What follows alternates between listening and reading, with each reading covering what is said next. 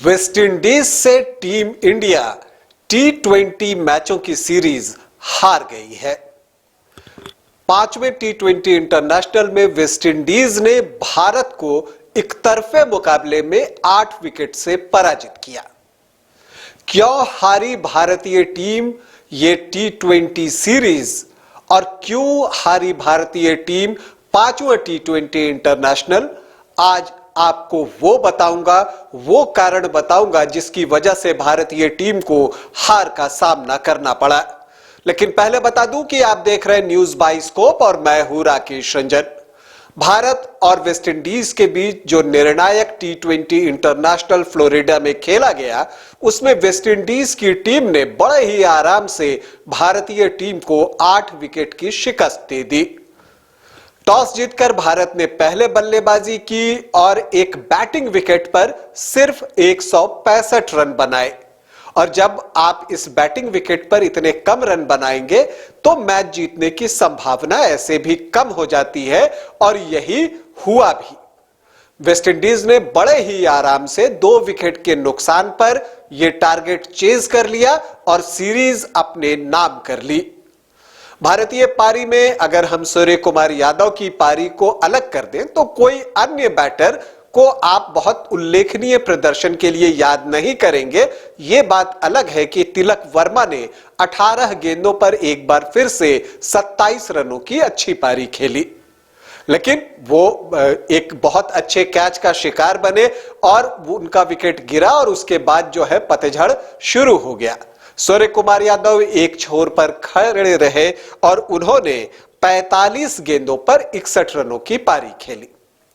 जवाब में जब वेस्टइंडीज की टीम उतरी तो उन्हें एक अच्छी शुरुआत की जरूरत थी, लेकिन अर्शदीप ने मेयर्स को आउट कर उन्हें आरंभिक झटका दे दिया था। लेकिन उसके बाद जब निकोलस पूरन और किंग ने काउंटर अटैक किया तो इंडियन बॉलर्स के पास उसका कोई जवाब नहीं था। सिर्फ कुलदीप यादव जो है वो किफायती रहे। लेकिन इन सब के बावजूद भी वेस्टइंडीज को जीतने से भारतीय टीम नहीं रोक सकी। अगर हम बात करें तो किंग ने 85 रन बनाए, जबकि निकोलस पूरन ने 47 रनों का योगदान दिया। अब सवाल उठता है कि भारतीय टीम क्यों हारी। अगर उन कारणों पर हम जाएं तो जो पहली वजह सामने आती है वो मैच के शुरू होने से जस्ट पहले की है, और वो ये है कि टॉस जीतकर भारत ने पहले बल्लेबाजी का फैसला लिया। इसी फ्लोरिडा के पिच पर एक दिन पहले चौथे T20 इंटरनेशनल में भारत ने चेज करते हुए शानदार प्रदर्शन किया था, और ऐसे में उम्मीद थी कि पांचवें T20 इंटरनेशनल में भी चेज करने वाली टीम जो है वो जीतेगी। लेकिन बावजूद इसके कप्तान हार्दिक पांड्या ने यह गलत फैसला लिया पहले बल्लेबाजी का, और उसकी कीमत भारतीय टीम को न सिर्फ मैच गवाकर बल्कि सीरीज गवाकर चुकानी पड़ी है। अगर हम बात करें, अगर इसी बात को आगे बढ़ाएं तो जो कैप्टेंसी रही ना इस सीरीज में, चाहे इस मैच में अगर हम बात करें तो वो क्लूलेस दिखी है। इस स्वतंत्रता दिवस आजादी का जश्न मनाए वाइल्ड वादी वाटर पार्क में, जहां 1 से 30 अगस्त तक पाए amusement park, boat park, zip line, hurdle swimming, water park, 360 cycle, spinner, trampoline, bungee जैसे कई बेहतरीन ऑफर मात्र 100 रुपए में। वाइल्ड वादी वाटर पार्क रांची, कॉल 9304816880। जैसा मैंने पहले भी कहा कि हार्दिक पांड्या को पता ही नहीं चल रहा कि वो कर क्या रहे हैं। खास करके गेंदबाजों को किस तरह से उपयोग में लाना है, उन्हें कब गेंदबाजी पर लगाना है, इस मामले में वो टोटल क्लूलेस दिखे। और जैसे कि आप एग्जाम्पल के तौर पर ले सकते हैं कि पूरी सीरीज के दौरान उन्हें समझ में ही नहीं आया कि अक्षर पटेल और मुकेश कुमार का यूज कैसे किया जाए।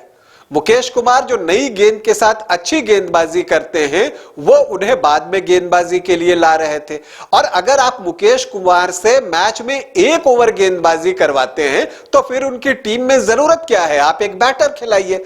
यही बात जो है अक्षर पटेल के लिए भी जो है लागू होती है।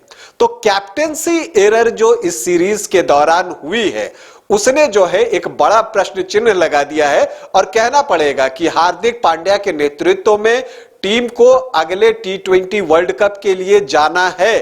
तो ऐसे में हार्दिक पांड्या को अपनी इन कमियों को जो है बहुत जल्दी दूर करना होगा, नहीं तो भारतीय टीम के लिए अगला T20 विश्व कप भी जो है बहुत मुश्किल होने वाला है। अब अगर हम भारतीय हार की अगली वजह की तरफ जाएं तो वो ये है कि जो भारतीय चयन करता है और टीम मैनेजमेंट है, उन्होंने जो इस T20 इंटरनेशनल के लिए टीम चुनी थी, वो जो है मुझे लगता है कि उन्होंने वेस्ट इंडीज को बहुत हल्के में ले लिया था, क्योंकि इस टीम में विकल्प की साफ तौर पर कमी थी। एक तेज गेंदबाज ऑलराउंडर इस टीम में और होना चाहिए था, जो कि इस टीम में नहीं था। एक ऑफ स्पिनर होना चाहिए था, जबकि आप सामने वाली टीम में जो है पूरन और हेटमायर जैसे लेफ्ट हैंडर दिखते हैं, जो कि बहुत ही खतरनाक खिलाड़ी हैं, और बावजूद इसके आपके पास कोई ऑफ स्पिनर नहीं था। तो यह चयनकर्ताओं की गलती है, टीम मैनेजमेंट की गलती है। आप ये बहाना नहीं बना सकते कि हमारे पास नहीं था तो हम कैसे प्लेइंग 11 में लाते। भाई आपने पहले क्यों नहीं चुना? वेस्ट इंडीज ने तो मना किया नहीं था। तो ये चीजें जो है वो समझने की है और चयनकर्ताओं को भी अपनी जिम्मेदारी लेने की जरूरत है। तो एक वजह यह हो गई। इसके अलावा जब आप मैच जीतते हैं ना, तो जो आपके टीम के बड़े खिलाड़ी होते हैं उनका प्रदर्शन मायने रखता है। सूर्य कुमार यादव ने तो बाद में अपनी लय प्राप्त कर ली, लेकिन हार्दिक पांड्या पूरी सीरीज के दौरान जो है वो लय में नहीं दिखे, और वो जो एक नया उन्होंने अपने बैटिंग का तरीका ढूंढा कि वो कुछ गेंदों को खेलेंगे और फिर स्ट्रोक लेंगे, तो ये कर पाने में वो नाकाम रहे। उन्होंने कुछ गेंद तो ले लिए, लेकिन जब जो है टीम को तेजी से रन की दरकार हुई तो वो आउट होकर वापस पवेलियन लौट गए, और इससे भारतीय टीम को दोहरा नुकसान हुआ। इसी तरह से संजू सैमसन को भी आप एक वजह मान सकते हैं। भाई अगर संजू सैमसन को इससे बेहतरीन मौका और नहीं मिल सकता, आपको ऐसे भी कम मौके मिलते हैं, और जब मौका मिला है और आप उसे ग्रैब नहीं करेंगे तो फिर आपके लिए टीम में जगह बनाए रखना मुश्किल होगा। जबकि सामने ईशान किशन बैठे हुए थे, और ये प्लेइंग 11 चुनते समय भी जो है एक बात ध्यान रखने की है, जब ईशान किशन मौजूद थे जो कि वनडे इंटरनेशनल में प्लेयर ऑफ द सीरीज थे, और इस T20 सीरीज में भी जो उन्होंने जो मुकाबले खेले हैं उसमें एक में जल्दी आउट हुए हैं, तो दूसरे में उन्होंने एक मीडियोकर 26-27 रनों की पारी खेली थी। तो उन्हें बाहर बिठाकर संजू सैमसन को मौका देने का मतलब भी समझ में नहीं आया, और इसका नुकसान भी भारतीय टीम को उठाना पड़ा है। यजुवेंद्र चहल जो है वो जो है एक अनुभवी खिलाड़ी है, वो इतने दिनों से T20 इंटरनेशनल खेल रहे हैं, लेकिन उनकी गेंदबाजी भी जो है उस लायक नहीं रही, या आप कह सकते हैं कि अपेक्षाओं के अनुरूप नहीं रही, और ये वजह है जिसकी वजह से भारतीय टीम हारी। जब आप जरूरत से ज्यादा प्रयोग करेंगे, जो कि सबसे बड़ी वजह है हार की, कि भारतीय टीम मैनेजमेंट जो है वो प्रयोग बहुत ज्यादा कर रही है, और जब आप प्रयोग ज्यादा करते हैं तो उसका नतीजा यही निकलता है जो निकलकर आया है। तो ये एक शर्मनाक हार है जो भारतीय टीम को झेलनी पड़ी है, अगर आप कहें सही शब्दों में तो। क्योंकि देखिए वेस्ट इंडीज की टीम अभी जो है वनडे का वर्ल्ड कप क्वालिफाई नहीं कर पाई। जब पिछले साल T20 का वर्ल्ड कप हुआ था 2022 में, तो वो टीम सुपर 12 तक में नहीं पहुंच पाई थी। तो इसी से आप अंदाजा लगा सकते हैं कि वेस्ट इंडीज क्रिकेट की क्या स्थिति है। बावजूद उसके आप उस टीम से हार रहे हैं, तो यह बताता है कि आपका प्रदर्शन जो है स्तरहीन रहा है। आप टॉप के T20 टीम थे, वेस्ट इंडीज कहीं आपसे बहुत पीछे 7वें नंबर पर है, और आप उस टीम से हार रहे हैं, तो यह सोचने की बात है। लेकिन मैं वेस्ट इंडीज क्रिकेट के लिए खुश हूं, क्योंकि यह जीत उनके लिए टॉनिक का काम कर सकती है। वेस्ट इंडीज जहां की एक वक्त था कि क्रिकेट उनके लिए जीवन हुआ करता था, और क्रिकेट की वहां लोकप्रियता जो है वो बहुत ज्यादा थी। उम्मीद है इस जीत से वेस्ट इंडीज में क्रिकेट जो है एक बार फिर से फलेगा फूलेगा, और ये जीत उनके लिए टॉनिक का काम करेगी। वेस्ट इंडीज क्रिकेट टीम को बहुत सारी बधाई और उनके भविष्य के लिए शुभकामनाएं।